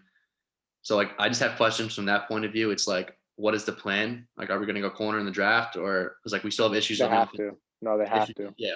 But you can argue that, but they still have issues on the offensive line. Of course. This is the point. It's like there's so many holes. It's like, what's the offensive lineman plan? They should have done last year. They still need a receiver. That's the next. Should have done last year with Wirfs, but they chose Isaiah Simmons, who they decided to make left bench and water boy for half the season. So. Isaiah Simmons is another guy who has to be used this year. Put him in the role. Put him at inside linebacker. Jordan Hicks isn't that good. Like, Isaiah Simmons is a much better prospect, and hopefully in year 2 now he's used and it clicks, and then suddenly you have, a couple blue chip defensive players like Budda Baker. He's supposed to be generational for what he was going to bring coming out. Yeah, but you can literally make Isaiah Simmons. you put him at linebacker, put him at safety, like put him over the box. Like there's so Just many get him on the places you field. could put him. The nickel corner, like there's just so many spots. I don't get they weren't utilizing him. So Yeah, you're right. Just get him on the field, and then if you can have like 4 blue chip defensive players between Chandler Jones, Buda Baker, Isaiah Simmons, and JJ Watt, okay, that your defense still has some holes, but at least that's a very not every defense has those kind of pieces. Well, look, what team does that sound like to you right there, right? The Chiefs. The Chiefs. The Cardinals are built the same way. You have your star quarterback, you have your star receiver. Obviously, Arizona's missing that tight end, but the offensive line is average at best. Arizona is obviously, I would say, below average. But Kansas City is average. Kansas City is average. And then the defense, we think it's so good, but really it's who do you have? You have Tyrann Mathieu, right? Chris Jones. Who else is blue chip? You have two blue chip guys. Everybody else is a role player. Yeah, Frank Clark was like pretty good for okay, a while. yeah. No, let's not just Frank Clark. Let's say 3 blue chip. Everybody else is a role player. Yeah. Yeah, so you bring in JJ, but I'm gonna applaud Arizona for going for this kind of strategy. It's just like I want them to have Peter, a point that you mentioned as your number 3 point wide receiver. We need to get them another option besides Hopkins because Kirk goes missing half the year. Andy Isabella was a complete miss. Forget about Kirk. Kirk can at least play some good games. Andy Isabella was taken in round 2, and it's like they passed on DK Metcalf and a couple other players. But that's a complete miss. But you know what? Mike Williams, but didn't he get injured? Got something dealing with something. Yeah, and Dan Arnold's also a free agent too. I don't know if they're bringing him back. He's not really worth paying that much anyway. But Arizona is going to be interesting to see what they do from here because obviously, like I said, their cap's not much, and they're probably maybe they let Reddick walk. But at this point, I think Patrick Peterson walks, and they probably want to bring back Reddick because he had a pretty good year last year. And he's younger too. Anyway, let's move on. It'll be interesting to see what Arizona do just going forward outside of JJ Watt. Melvin Ingram, I don't think he's going back to the Chargers. I think a team like. I don't think he could ask for a lot of money either, though. No, not that much money, not compared to these top guys coming up. But Melvin Ingram he is still a good veteran. I do think a team like the Raiders might make sense, or even, well, I don't want to say Dallas because they have so many defensive linemen, but I think the Raiders. I'm going to say the Raiders for Melvin Ingram. That's a good prediction. I think Judon and Ngakoue are both gone. I think Judon might come back. I think Ngakoue's gone. I think they're all gone. I think Yannick's gone. I think Judon's gone. And I think Bud Dupree's gone from Pittsburgh. Yep, really? Yep. And Clowney might go back to the Titans. But before we get to him, yeah, it's just because of the Steelers' cap situation and now they're keeping Ben. I think they want to keep Bud Dupree. Obviously, I think he's been really good the last 2 years, but then obviously towards ACL this past year. And I think Dupree will get only a 1-year deal somewhere, like a 1-year deal worth like $15 million. And I would really like him for the Jets, but I think Dupree might go to a team like the Colts. Okay. Kind of like a playoff team, team that's in a good cap situation and has playoff hopes. And then he, earns that long-term deal, whether there. So I could definitely, I like the Colts for Dupree. There's some other teams. Colts on defense, they're a pass rusher and a corner away. Yeah, and I think you can, because now they have Wentz, but while most of their guys like Leonard haven't been paid yet, I know Buckner's been paid, but like Darius Leonard and a couple other pieces they have, this is the time also not to get aggressive. And now you're going all in with Wentz, so try and go out and try to build a Super Bowl caliber roster. Judon, yeah, I think you're right, Peter. Maybe he gets re-signed, I think, but I don't think any of them get franchise tagged by the Ravens. No, I doubt it. But Judon apparently, I don't even think Clowney is going to be back for the apparently wanted $20 million per year, which is not going to happen. That's crazy. Like I know the edge market might get a little bit crazy. Like some of these guys might go for more than anticipated because of the demand. But I don't know. I guess I could see him going back to Baltimore on a shorter term deal.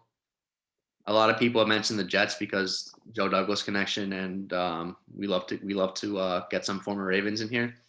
But I think Judon's more of a 3-4 outside linebacker than a 4-3 defensive end pass rusher. Maybe I'm wrong. Maybe it is the Jets, but out of these guys, I'm not gonna lie, I would be disappointed if the Jets signed Judon out of this whole entire list. Yeah, like I like Judon more of like a stand-up guy. I don't want him down on the line. What about Ngakoue? Ngakoue is somebody I love for the Jets. Any team, really. He's 25 years old, and yeah, is he going to be the best run defender? Absolutely not. But is this guy going to get you 8 to 12 sacks a year? Yes. He's super explosive. I think he's a great he's not like an elite player like Myles Garrett, but I think if you have an elite player next to him, whether it's defense tackle like Chris Jones or whether it may be Quinnen Williams, I think he's a perfect option too. I think that's why it really didn't work out in Baltimore, because they had like, Campbell was hurt and it was like just Derek Wolfe, and Judon wasn't like, it was a good defensive line, not great. But Yannick is probably someone, Yannick's going to get a lot of money from some team. That's what I'm saying, though. There's so many good edge rushers that it almost doesn't make sense for the Giants to shell out all that money for Leonard Williams. So out of all these guys, right, there's at least, 4 or 5 that you would take over Leonard, maybe more? Let me go through the whole list. I'll tell you right now. Go through the whole list. So obviously Shaq Barrett, J.J. Watt, off the board. Not there. Melvin Ingram, probably not. Because of age, yeah. I would probably go Leonard too. Bud Dupree, yeah. Matt Judon, yeah. Yannick Ngakoue, yeah. Clowney, if I can get him on the right deal, Leonard yeah. Williams. I'd rather have Leonard Williams because Clowney gets hurt too all the time. Yeah, that's true. I don't even think he's going to be back in Tennessee. Me either. Carl Lawson, for sure. Maybe. Leonard Floyd, no. Trey Hendrickson, yeah. Hassan Reddick, yeah. And then the rest of the list, no. So what was that? Like 1, 2, 3. That's at least 7. 5, 6, 7. Yep, that was 7. 7. Yeah, I would take 7 guy. Yeah, for sure. I actually like Romeo Corio. I know you skipped over him. I would love him. Like, he's not going to get as much money as these guys. I know he's on Detroit. It's not a good team, but like I would pay him $9 or $10 million per year and be happy. Not bad. I think that's how much Trey Hendrickson's going to get if you want him. Like Peter, you speak about Trey because he does kind of concern me. Not that he's not good. It just like I've been hearing people talk about him like getting 12 to 14 per million. Because the thing is, per year, we've never seen this production from him, right? And he played amazing. Yeah. Right. And I don't think it's going to be like, okay, it was a 1-year wonder, and next year he's going to have like 2 sacks. I still think he can get you like 6 sacks, right? I still think he can get that kind of production. But again, you're going to have to pay him 10 to 12 million, and the Saints aren't going to do that. So he's walking. He's going to be in a new uniform. But there is going to be a team in the league who's going to pay him that. Oh, for sure, definitely. It's just a matter of who's it's going to be. I mean, I wouldn't be surprised if like the Ravens shell out money for Trey Hendrickson. And they could definitely do that. Let Judon and Yannick walk. Go. Yeah. There's a possibility, especially Yannick. I think Yannick gets more money than Hendrickson. Judon, it would depend on the team. It's possible. Well, I want to talk about, this is my favorite edge rusher in this entire. Yeah, Carl Lawson. Yeah, he's the most underrated here in this list. Peter can vouch for me because he was at my house for this draft class. I was calling for Carl Lawson since round 2, and I was crazy at that time. I just wanted a pass rusher. So actually, that was the 2017 draft class, and the Jets took Jamal Adams and Marcus May. So I was wrong at that point. I actually wanted Malik Hooker in the first round, but I did like Jamal Adams. But Peter wanted Watson, so I'll give him credit. Peter wanted the QB. In round 2, though, Peter can vouch for me. I was like, Dalvin Cook. And I don't even like running backs that much, but I was like, this guy is special. Round 3 came around. I was like, all right, go get Chris Godwin. I think the Jets took Darius Stewart or some dumbass pick.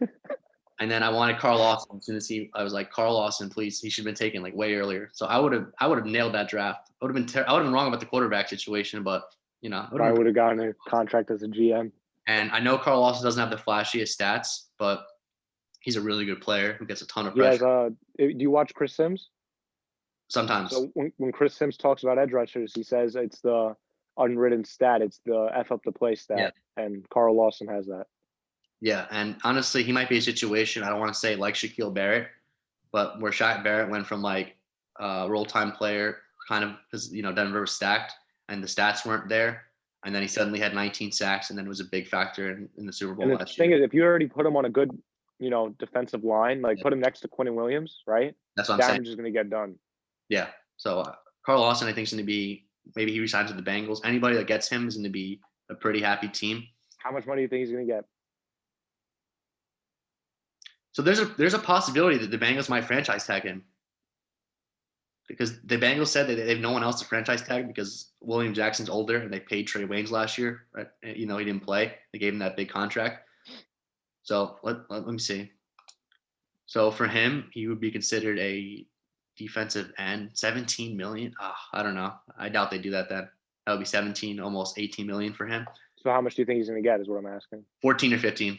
I think he's going to be that kind of guy where no one's expecting him to get paid like a ton, but I do think he's a top 3 or 4 guy in this whole entire, because Shaq Barrett's not going to hit the market. So yeah, I don't want to pay somebody 15 million, but if you're saying like that, it's either you draft one or you give somebody, who's not as good a player the same amount of money. I'd rather just give Carl Lawson the $15 million. So would I.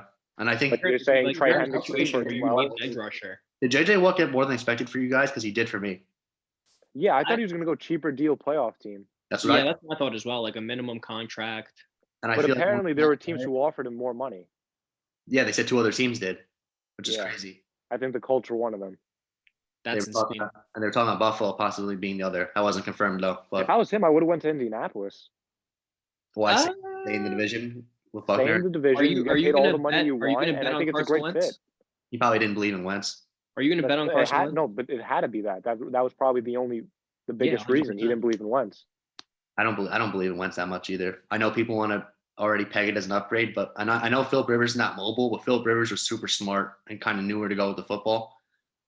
But I mean, I hope for Wentz, I hope for the Colts' sake it works out because like they have such a good GM, a good coach. Like they had built it the correct way. It just when Luck retired, they got screwed over with all the quarterbacks. Like think about the Colts the past few years if it was a healthy Andrew Luck instead of Jacoby Brissett, Philip Rivers, and now Carson Wentz. Yeah. That's going to be the biggest what if for years to come. They've been going through it. Just to finish it off here, because like we said, the edge is definitely the most interesting. Clowney he'll take another 1-year deal somewhere, probably much cheaper this time than last year. What he got, $10 million? Yeah. It's probably even cheaper this year. Yeah. Can't stay healthy. I could see him resigning with Tennessee. I don't think Clowney's market's going to be that big. That's what I'm saying, though. That's why I think he's just going to take the most money he could get. And I don't think it's going to be from Tennessee. I don't think they're going to offer him more than other teams would. Yeah, you could be right. Either way, I think only the teams who might miss out on these kind of guys will go after Clowney then. I don't think he's going to sign like the I think he's going to be one of the last guys Yeah, signed in terms of his position class. Just going through the rest of this list. Leonard Floyd had a pretty good year last year. I could see him following his defense coordinator to the Chargers. Really? Obviously Melvin Ingram's gone, and then the Rams guy went over to take over as head coach for the Chargers. So that's a possibility. Justin Houston, he's still good, man. His age, I could see him re-signing with the Colts or being a situational pass rusher for a playoff caliber team. Alden Smith. What do you guys think about Zach McKinley? Nah, he stinks, He man. sucks. Yeah, he's horrible, right? I don't even. Like, this list is all really good, and then I just see 15. It's like Tad McKinley. So 13 or 14. Linebackers are nice. We have some good linebackers. Really good. This whole this free agency definitely it's all about defense. It definitely favors defense. Even Kyle Van Noy Time being to have cap space, huh? Yeah, Kyle Van Noy being added to this list helps too, even though he's not here right now. Levante David, what Peter said before is probably true. I think the Bucs would prioritize Godwin and Shaq Barrett, so there's a decent chance David does hit the market. And Matt Milano, you might be able to get cheaper because of injury. Yeah, Matt Milano, I think, is in the same boat. He's been hurt, and I don't think the Bills are going to franchise tag him. And I think there's a price the Bills won't go over. For sure. And I'd be willing to hit that price. If Jalen you're a team Brown's like if the Saints had cap space, I'm going for Matt Milano. Obviously, Levante David too, but with the age difference and guys. everything for a team, Yeah. Matt Milano's Even probably. Jayon Brown too. Like, I love Brown. I really do. He's so like this he's a is great linebacker. what I want in the modern day NFL linebacker. I want someone who can cover. I prioritize covering over run defense now because like I can have my guys up front win that matchup. But look at the top 3 guys; they could do that for you. A lot of these guys will be able to do that for you, which is great. Even KJ Wright, at his age, can still be a great coverage guy. He's great last year. He's older right now, so maybe not. He won't definitely be the first, second guy signed, but he'll get a contract somewhere. linebacker's really good. And then you can add Kyle Van Noy to this list. He's very versatile. You can consider him kind of an edge rusher too. He's kind of like the jack of all trades linebackers. But I was pretty surprised he was released yesterday from the Dolphins. That just goes to show you, man, those 4-year deals mean absolutely nothing. Look at the guaranteed money. When signing's happening and you see a big deal, don't panic. Look at the guarantees. And that's how you know if what the deal actually means. Most 4-year deals are 2-year deals in the NFL. That's just the reality of what happens. So really good edge rushers, pretty good linebackers as well. The cornerback market is not very strong. You have a lot of number 2 and 3 corners. It's not terrible. Like there's very good depth here, but exactly, there's not really number 1 guy anymore. I guess the most expensive free agent is going to be William Jackson from the Bengals. I don't know where he's going to end up, but it probably won't be Cincinnati. So some team who needs cornerback help will probably give him the biggest deal out of this. And what do you guys think about Shaquille Griffin from the Seahawks.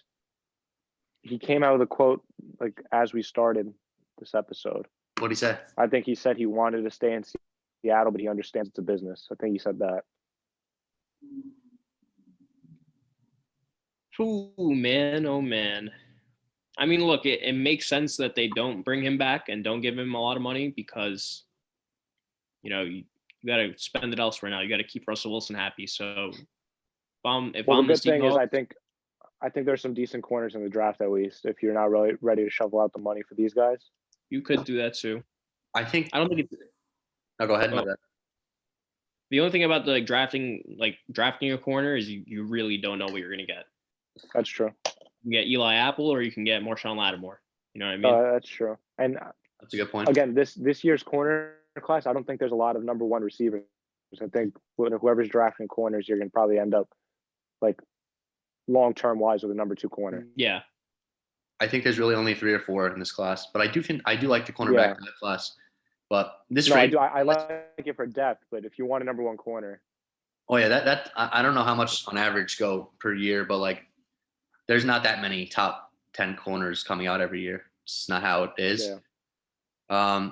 This free agency class though, in particular, I think it definitely favors there is good slot corners in here. There's 4 or 5 really good slot corners.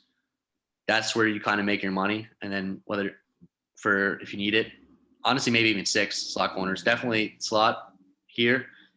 The other players are like Sherman and Pat Pete, who will probably go to contenders, or like everyone keeps linking the Sherman to the Jets. I just don't see it. I don't think that makes sense.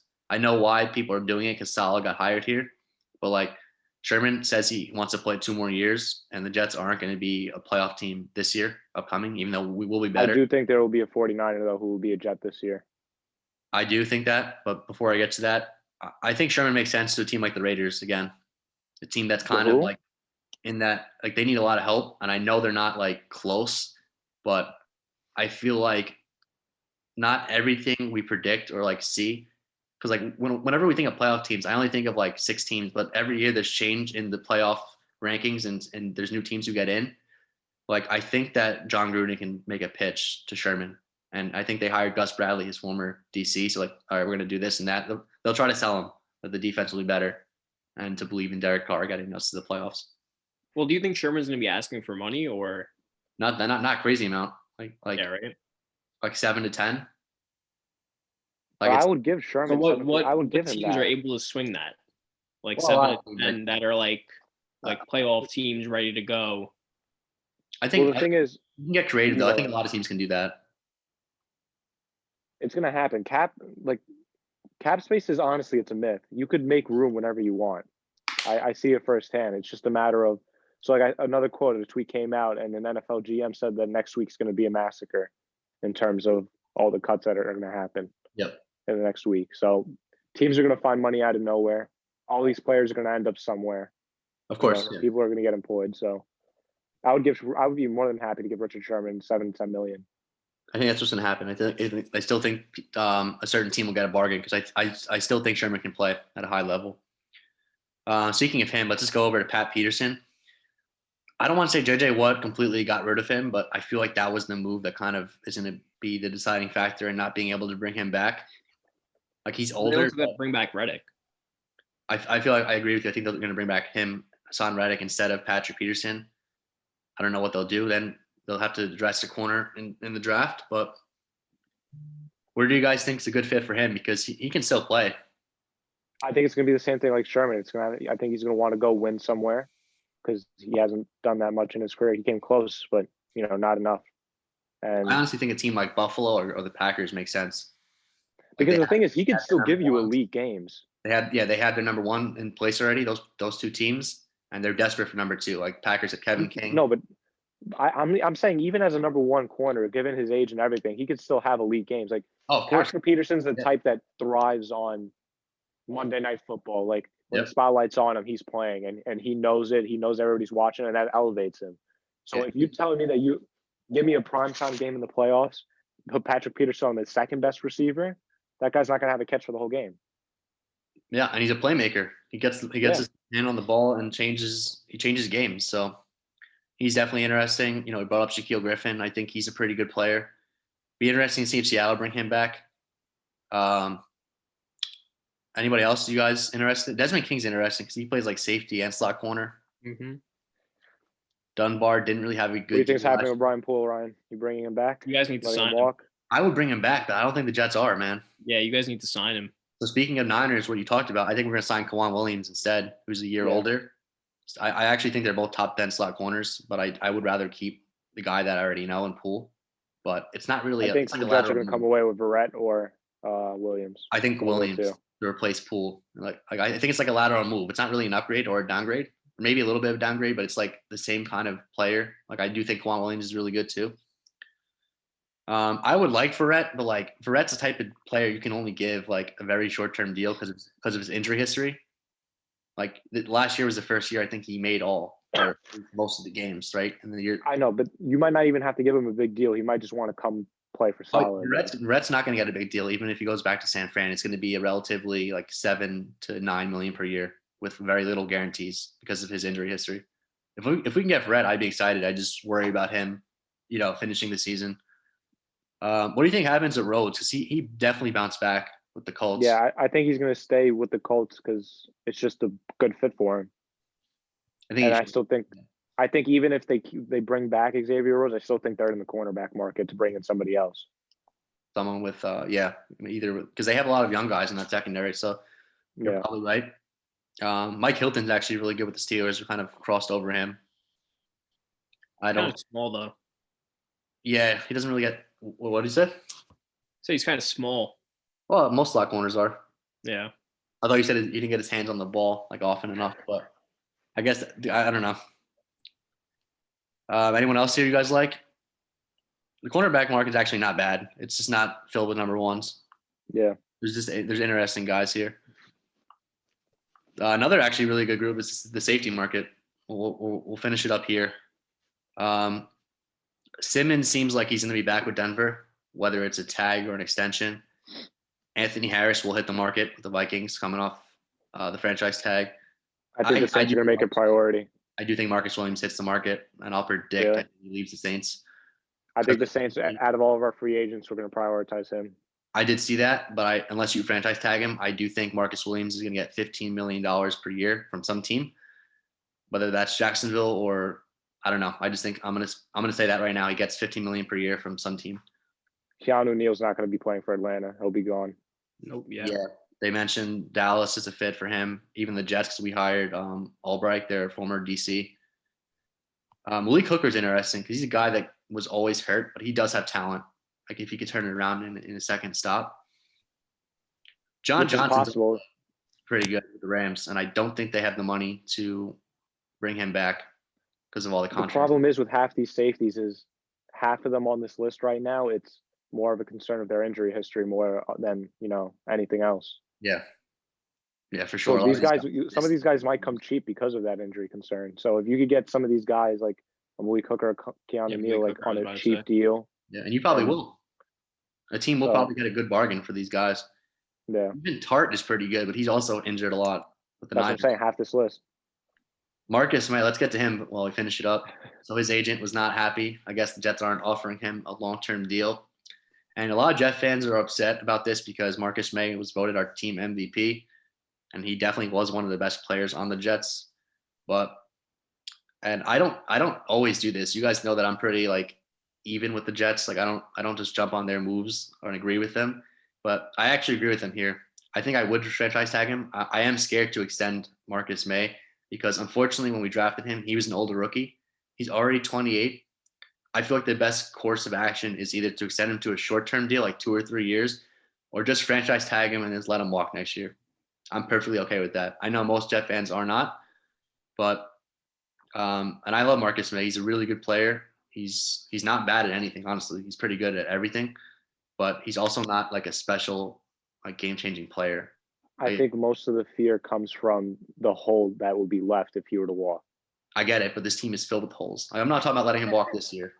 No, I'm just saying in general. I don't think it's like, we're losing such an elite talent. I think it's, oh my God, we have nothing to replace him, and where are we going to replace him? Because Yeah, the safeties No, I- in the this- draft are kind of this thin. franchise tag him this year because the tag for a safety is 11 million. It's not. It's Yeah, a. I'm good with tagging him 1 year, and then next year if he walks, or if you can If he bring him walks, he back for walks. If somewhere. give him a 2-year extension. Give him a 2-year extension. I'm good with that too. Yeah, I'm perfectly. I think that's nail on the head. Probably the best way to do it, honestly, Yeah. because like I said, I do think Marcus Williams and what Simmons will get extended. I think with Denver, and these guys are going to get 14 or more for whatever team gets them. So like then you see Marcus May at 11, you're like, okay, it's reasonable, it's pretty good. That's really it. Unless you guys want to go over kickers and punters, No. I don't think we need to go over We're good. kickers and punters. that should definitely sign a kicker. I don't care who. Young Hoku though is going to Yeah, get his yeah. extension from I'm Falcons. sick of having 3 kickers a year and missing almost every single field goal that we have, or half of our field goals. But anyway, thank you guys for joining us. This was actually a pretty fun episode, and we'll be back with you either next week or the very start of free agency. Yep, sounds good.